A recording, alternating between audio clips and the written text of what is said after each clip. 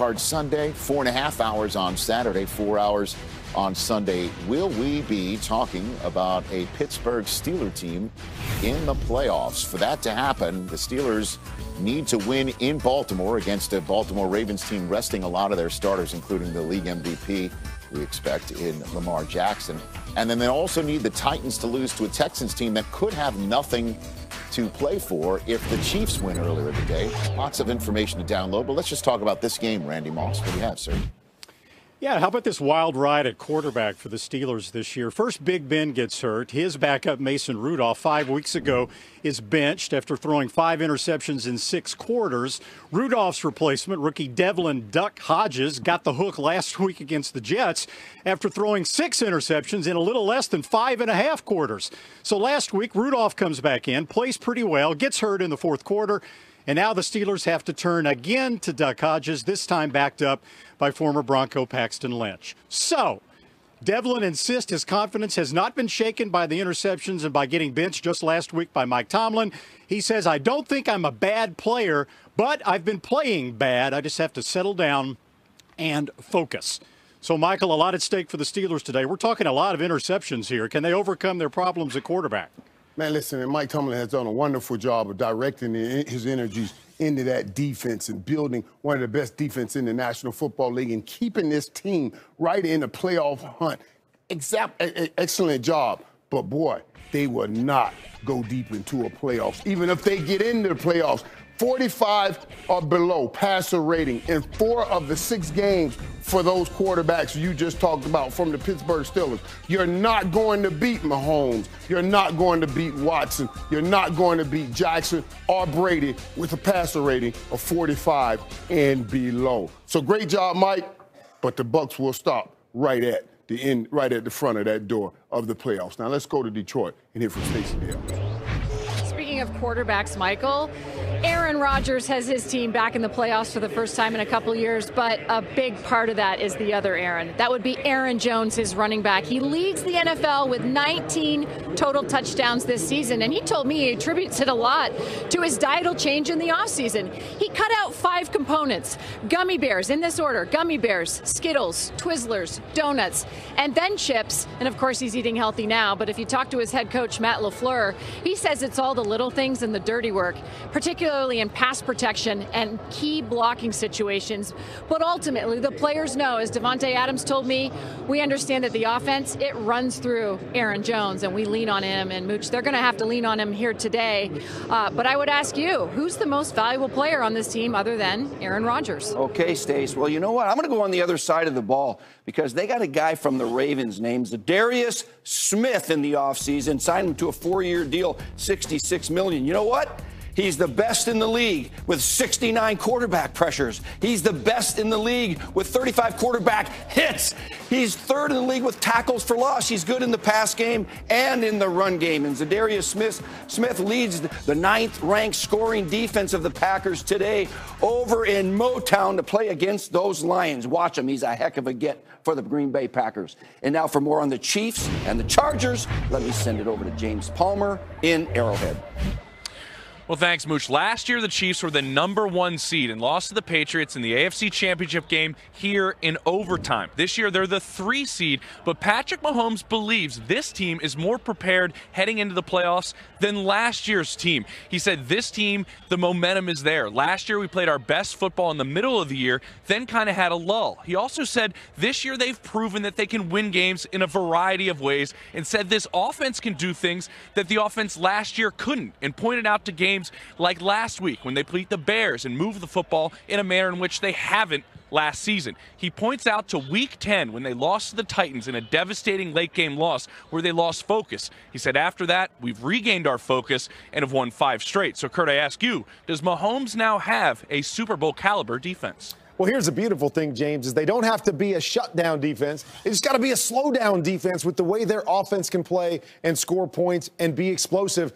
And I think they have that. And what they struggled with up until Week 10 and the end of last year was stopping the run. Since Week 11, they're 4th in the National Football League, giving up under 100 yards rushing a game. And then you need a couple game changers. There's one of them right there, Tyrann Mathieu on the back end, making all kinds of big plays. And they've got some game changers on the front end as well in Frank Clark and Chris Jones, two guys that can get after the quarterback. So with that offense, some game changers, and a solid defense, I do believe the Chiefs have the makings of a Super Bowl-type team. We'll see if they can carry that into the playoffs.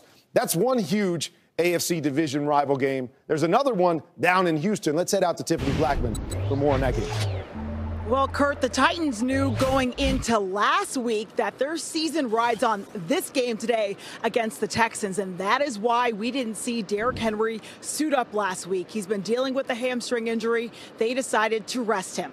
But we will see him today. And when Henry rushes for 90 yards or more, the Titans are 6-0.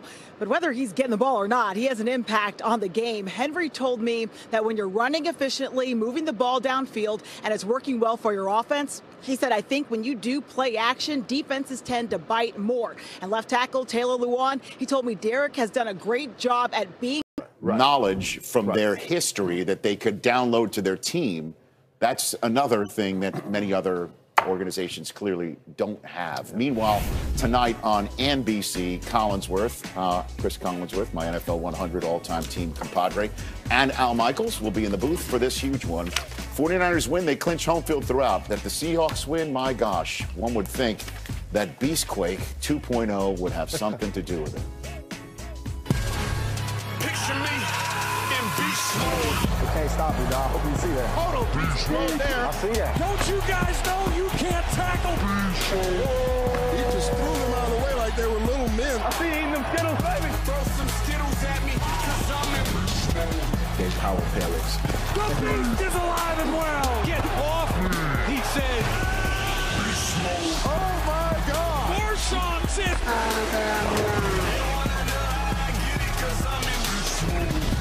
It's a great feeling to be back.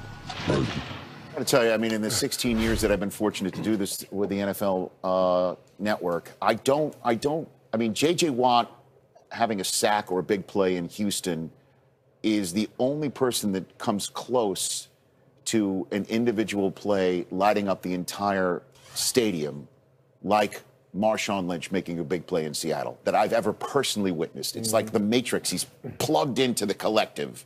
He makes a big play. Place goes nuts. The question is tonight, what happens? What do you expect out of Marshawn Lynch tonight, Steve? So I talked to my buddy Doug Hendrickson. That is Marshawn's agent, okay? So I said, what's he been doing, all right? So the last few weeks, Marshawn has been training. He's been running up hills at night with a weighted vest on, not Jerry Rice's hill, but his own hill over there by Oakland, all right? And he's been doing MMA training, trying to take some beating to the body and trying to get ready for this, okay? So he's in fairly good shape, and they're excited to have him. That city has welcomed him back like crazy. And I said, well, you know, that's the most important thing, what kind of shape he's in. Because I had this once before. I went to the playoffs in '98, and we were banged up with the defensive line. We brought in Charles Haley just for the playoffs. All you got to do is play him a playoff check. There's no contract, okay? And you know what? He hit Favre, and we got an interception with Lee Woodall. He helped us win that game. He had about 25 snaps. That's all Marshawn's going to get. And you know what? We won this game on T.O.'s catch right at the end. That was the game. Now, I will say this. Charles Haley was spent because that whole week he was so sore. He couldn't practice, man, and he couldn't go the next game. He was like really. Now, I'm assuming Marshawn is in a little bit better shape than Charles Haley was at that time. But that's my concern. After this game, if they win it, can he answer the bell next week and still get 30 snaps? Exactly. But you're not concerned about him playing at night because he's been running hills at night. So he's been practicing for this night game. Should be all good tonight. Yeah. I mean, I have no idea. I mean, it's one of those things that we've never really gone down this path before. I don't know what to expect from him, but I'm kind of like you, Rich, is that when I think of Marshawn Lynch and I think of him putting on a uniform, especially in Seattle, I only see one thing. I mean, I see him running over people. I see him firing up the crowd. I see everybody getting pumped up because this is the kind of stuff he does, whether it's Beastquake or just little runs in the goal line like this where he's bringing that attitude. And I believe that's what they need from him more than 100 yards or 25 carries. Chris Carson was a physical running back. Man. He instilled his will on defenses, and that's really what makes this team what they are. Started with Marshawn Lynch, and it carried on through Chris Carson. That's the kind of impact that I want from Marshawn Lynch, is bring some attitude and let us know we can be the same kind of team, because I'm not sure they're built to win any other way than to run downhill and run physically and beat you up from an offensive standpoint. And that's what he brings, no matter what. You can bring other running backs in. Marshawn Lynch did it a certain way. And Chris Carson, when